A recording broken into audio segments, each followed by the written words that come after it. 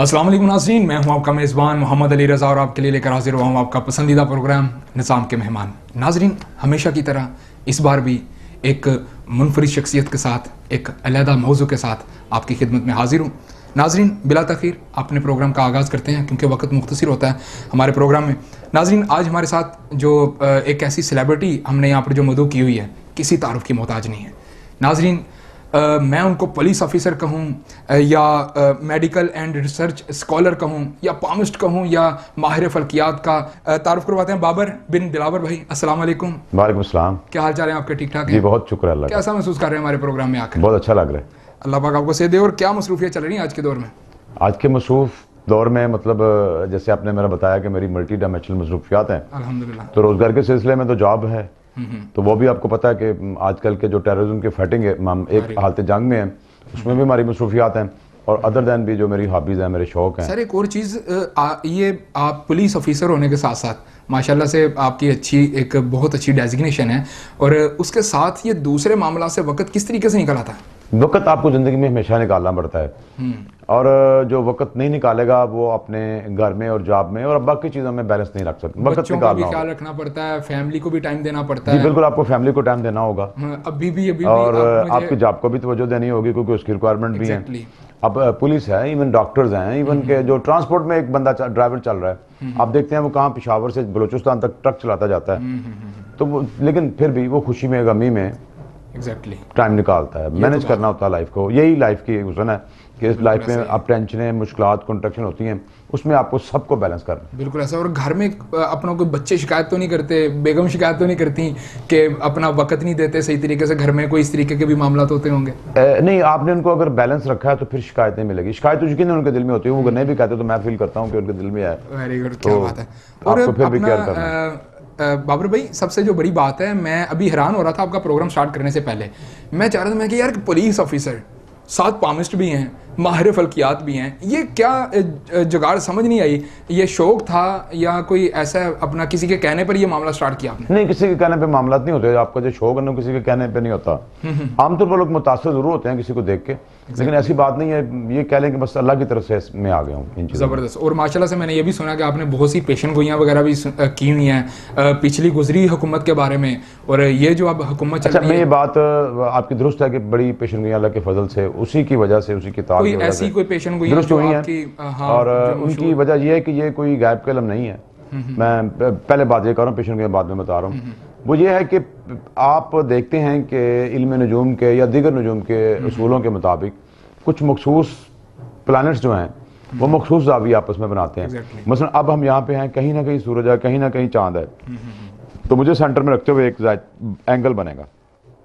ये एंगल मुसलसल बढ़ रहा है, कम हो रहा है। तो स्टडी ऑफ एंगल जो है एक्यूरेटली यही इल्म नजूम है या एस्ट्रोलॉजी है। इसके हमारी इंसानी ज़िंदगी पे क्या असरात हैं कि अगर जब ये एंगल था तो क्या हुआ था यहाँ पे, और वैसा ही वाकया आइडेंटिकल या सिमिलर, मिलता जुलता होगा। ये एक साइंस है। तो उस फार्मूले को देखते हुए जब पेशन गोइयाँ की गई तो अल्लाह का शुक्र है कि मेरी पेशन गोइयाँ जो नेट पे मौजूद हैं, टीवी चैनल्स पे चली हैं, अब मतलब पिछले अखबारात पे मौजूद हैं, आप उनको देख सकते हैं। उसमें पहली पेशन गोई जो थी वो बड़ी मशहूर हुई थी, वो जनरल ज़िया की एग्जैक्ट डेट ऑफ डेथ थी। Oh my God. उसके बाद मैं शायद वाहिद मुनज्जम हूँ कि जिसने ये पेशन गोई दी कि आसिफ अली ज़रदारी जब उनको नैब कोर्ट में पेश करते थे पिंडी में, तो किसी के तसव्वुर में नहीं था। मैंने कहा था ये शख्स जो है ये पाकिस्तान का हेड ऑफ स्टेट बनेगा। Oh my God. मैंने ये वज़ीर-ए-आज़म या सदर का वर्ड यूज़ नहीं किया था। और आप देखें कि जनरली हमारा हेड ऑफ स्टेट वज़ीर-ए-आज़म है, लेकिन जब वो सदर बने तो उन्हीं का नाम था, प्राइम मिनिस्टर उनके ज़माने में थे, वो सानवी हैसियत इख्तियार करके हुए थे। इस तरह से बेनज़ीर मोहतरमा की एग्जैक्ट डेट ऑफ शहादत, सलमान तसीर के कत्ल होने की, अब आज से 5 साल पहले मेरी ये पेशन गोई अखबारों में छप चुकी है, डिफरेंट चैनल्स पे चल चुकी है कि शरीफ बरादरान को अदालतों में पेश होना पड़ेगा। तो वो मेरी पिछले चंद माह में लोगों ने ये पेशन गोइयाँ देखी है, सच होती हुई। तो इस तरह से बहुत सी पेशन गोइयाँ जो कि सच साबित हुई हैं, पॉजिटिव भी नेगेटिव भी, यानी लोगों के मरने की, लोगों के इक़्तिदार के जाने की, आने की।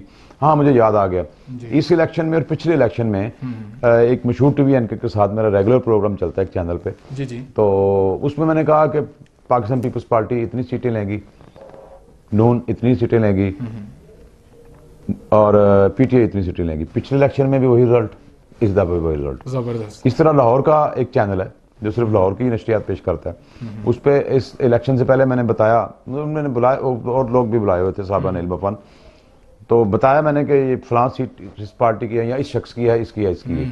तो इंसानी गलती हो सकती है, लेकिन अल्लाह का शुक्र है कि वही नतायज जो हैं लाहौर के भी रहे। पिछले 2 इलेक्शनों के कौमी असम्बली पूरे पाकिस्तान लेवल पे और लाहौर के, ये तो चीज़ें नशर हो चुकी हैं, लोगों ने देखी हैं और सच हुई हैं।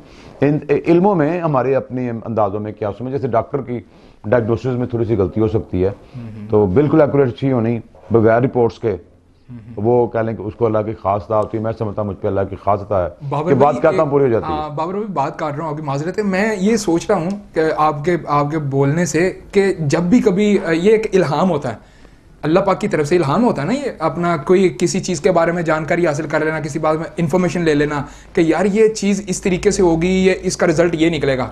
तो इस बारे में आपको क्या तासुरात होते हैं जब आपको ये चीज़ दिख रही होती है, अपना एक मामला? अच्छा, पहली बात तो मैं आपकी बात ना माजूर के साथ, इल्हाम एक अलग चीज़ है, ठीक है? एग्जैक्टली। इल्हाम, कशफ, ये एक रूहानियात की चीज़ें हैं और अलग चीज़ें हैं। ये पॉजिटिव भी होते हैं, मिन जानिब अल्लाह भी होते हैं, ख्वाब की सूरत में भी आते हैं, और बात करती है शैतान की सूरत में भी होते हैं जो इंसान को गुमराह करते हैं। तो अब नबूवत के बारे में ये कन्फर्म है कि ये खत्म हो चुकी है, अब कोई नहीं है, लेकिन रसूल सल्लल्लाहु अलैहि वसल्लम की हदीस है कि सच्चे ख्वाब जो है नबूवत का 46वां हिस्सा है। यानी नबूवत तो नहीं है, लेकिन उनके लिए सच्ची ख्वाबें आती हैं, आज भी जा रही हैं, लोगों को आती हैं। तो मेरा कहने का मतलब ये है कि इल्हाम, कशफ और इस तरह के मामला जो है वो दीगर हैं। ये जो है ये एक प्योर साइंस है, इल्म नजूम एक प्योर साइंस है। साइंस क्या है कि इस वक्त सूरज कहीं पे है, चांद कहीं पे है, मरीख कहीं पे है, इनका जो जावी बन रहे हैं, सारे प्लैनेट्स के आपस में जावी देखने होते हैं हमने। बात समझ में आ गई? जी बिल्कुल। तो उन प्लैनेट्स के जावियों की या उनकी पोजीशंस की या वो कहाँ कहाँ उनके मौके की, तो उसके हिसाब से कोई बात की जाती है। बड़ी बात। इसका ताल्लुक कशफ या नहीं है, वो और चीज़ है। सही। कशफ रूहानियत के मामला और है। वो फीलिंग मैं जानना चाह रहा हूँ कि वो क्या फीलिंग होती हैं कि जब आप मौजूदा हालात के बारे में या गुजरे हुए हालात के बारे में जब आप किसी को बता रहे होते हो कि यार ये हो जाएगा, तो इस मामले में जो दूसरा सुन रहा होता है या आपको क्या फीलिंग आ रही होती है इस मामले में? हाँ नहीं, मतलब उसमें वक्त के हिसाब से अच्छी फीलिंग भी होती है, बात बुरी फीलिंग भी होती है। हाँ, मतलब मैं अब हो ना जनरली आम लोगों को पेशेंट को नहीं देता कि उसका फलां अजीज, ये मैं कई सालों से मतलब 92 से कहने बंद कर चुका हूँ बात, कि मैंने कहना कि तेरा वालिद या फलां अजीज फलां डेट को फोत हो जाएगा, तो वो हो जाता था।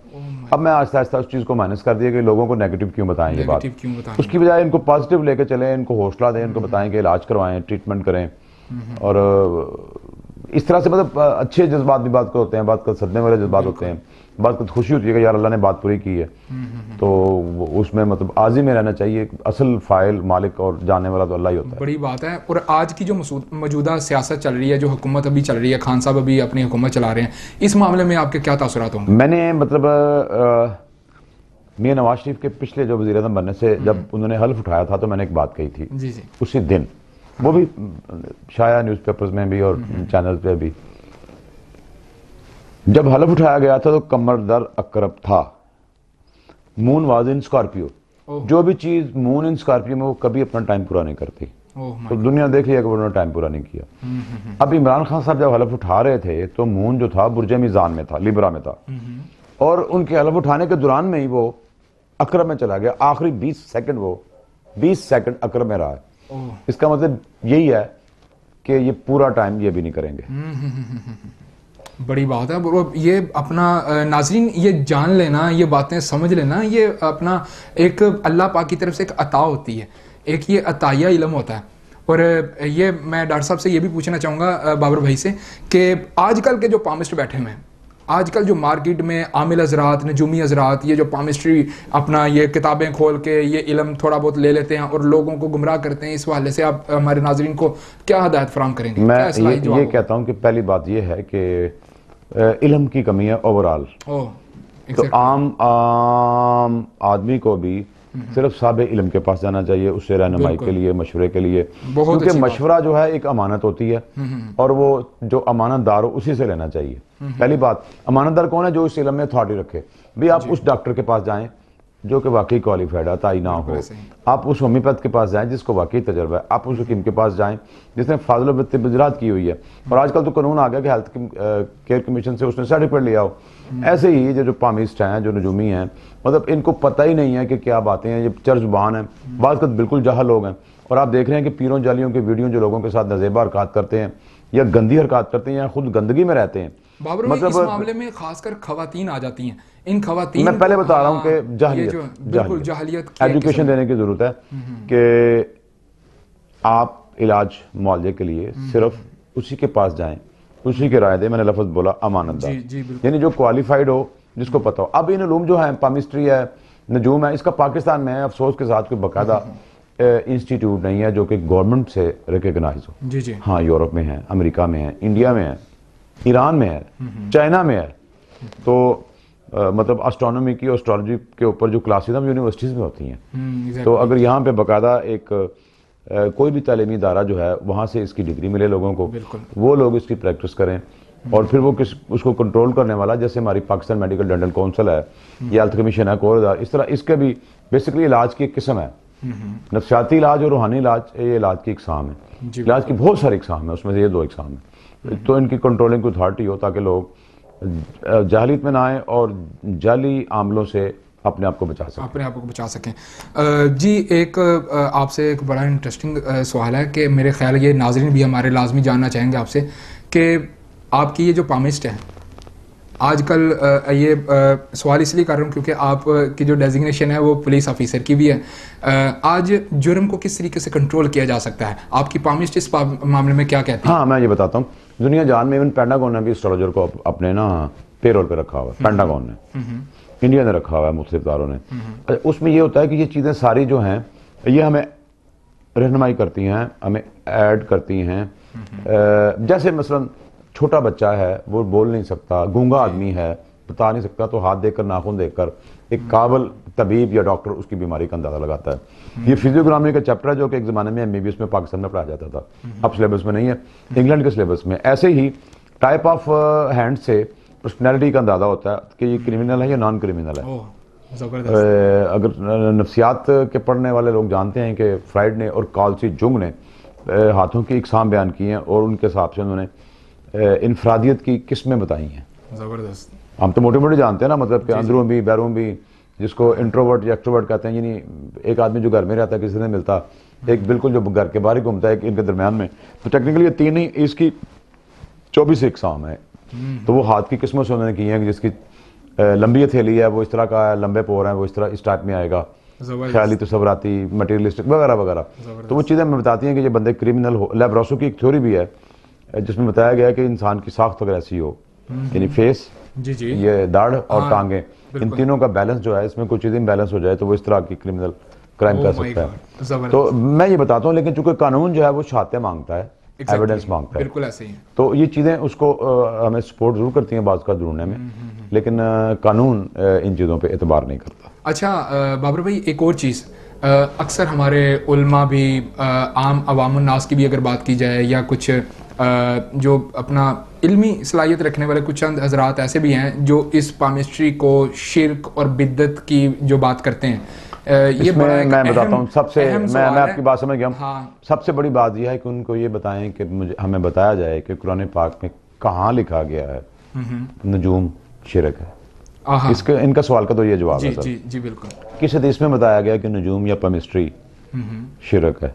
कहीं नहीं है, पहली बात। दूसरी बात, जो उलमा किराम ने ज्यादती की है वो ये की है कि कुरान पाक में बड़ी मशहूर आयत है, बेशक ये जुआ, शराब, बुत और पांसे शैतानी अमलियात है। ओह बिल्कुल, तर्जमा पेश कर रहा हूँ। जी बिल्कुल। फजतानिबू, इनसे बचो।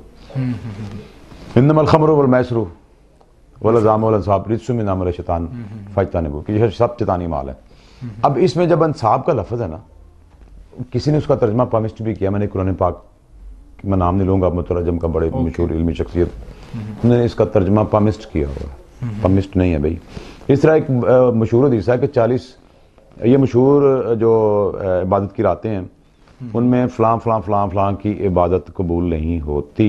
वो कौन लोग हैं? माँ बाप का नाफरमान, मुशरिक, बिल्कुल। मुसलसल शराब पीने वाला वगैरह वगैरह। उसमें दो बातें और हैं। उसमें ना दो बातों का मुनज्जम और पमिश तर्जमा किया गया है, जो कि इनका असल तर्जमा नहीं है। वो लोग हैं, एक तो उनमें वो हैं जो कि परिंदे उड़ाकर फाइलें लेते हैं कुरान पाक में, इसका माना। दूसरे वो कि जो कि तीर फेंक कर, जैसे अरब में तीर फेंक कर रवाज था, फाइलें लेते थे, ये मना है। बड़ी बात है। कुरा फेंकने वाले मने। तो किस्सा मुख्तसर के ये मना नहीं है, बल्कि उसके मुकाबले में मैं आपको एक आयत बताता हूँ। जी जी।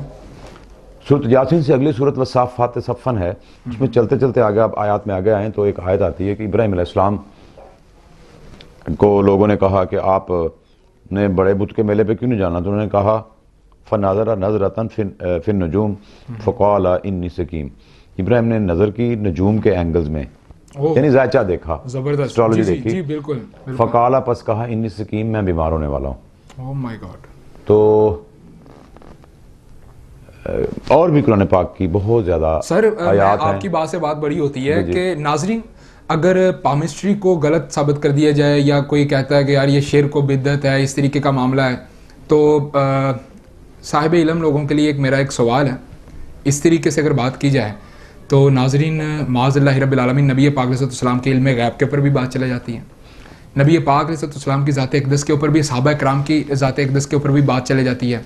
उम्र फ़ारूक, ऐसे ऐसे वाक़यात हैं आपके रोबो दबदबे के, ऐसे आपकी जलालत के इतने ज़बरदस्त वाक़यात हैं, उस्मान गनी की हया के इतने वाक़यात हैं जो इल्म गैब के ऊपर, पामिस्ट्री के ऊपर काउंट किए जा सकते हैं। लेकिन अगर ये बातें मैं इसको ऐसा रफली आइडिया में लेकर आप तमाम दोस्तों की, आप तमाम अहबाब की, नाजरीन की नज़र कर दूं, तो मेरा ख्याल है कि नाजरीन, मेरे प्रोग्राम का जो मकसद है, मेरी बुनियाद है, वो ख़त्म हो जाएगी। नाजरीन, हमारे प्रोग्राम का वक्त जो है वो इख्तिताम पजीर होता है। इंशाल्लाह आइंदा नए मेहमान के साथ, नई शख्सियत के साथ आपकी खिदमत में दोबारा हाजिर होंगे। डॉक्टर साहब से आखिरी सवाल, हमारी नौजवान शख्सियत को और मुल्क पाकिस्तान की खैरोफियत के हवाले से क्या पैगाम देना पसंद करेंगे आप? पहली बात यह है कि इल्म हासिल करें। एग्जैक्टली। जब इल्म हासिल करेंगे ना, तो वही इन्हें अच्छाई और बुराई में भी तमीज़ देगा। Very good. और उसके लिए हमें मौजूदा जो जदीद हमारे ज़राए निज़ाम तालीम है, उनको इस्तेमाल करना चाहिए। वो क्या है? मोबाइल। हम सारा दिन बैठ के उसमें फेसबुक देखते हैं, व्हाट्सएप में सारा दिन चैटिंग के लगे रहते हैं, या और भी उसके टूल यूज़ करते हैं। तो उसी को अगर हम एजुकेशन के लिए यूज़ करें तो ये पॉजिटिव होगा, बहुत पॉजिटिव होगा। बहुत शुक्रिया बाबर भाई आपका प्रोग्राम में आने का। आइंदा फिर नाजरीन नए मेहमान के साथ, नई शख्सियत के साथ आपसे मुलाकात होगी। तब तक के लिए अपने मेज़बान मोहम्मद अली रज़ा को इजाज़त दीजिए। अस्सलाम वालेकुम वरहमतुल्लाहि वबरकातुहू।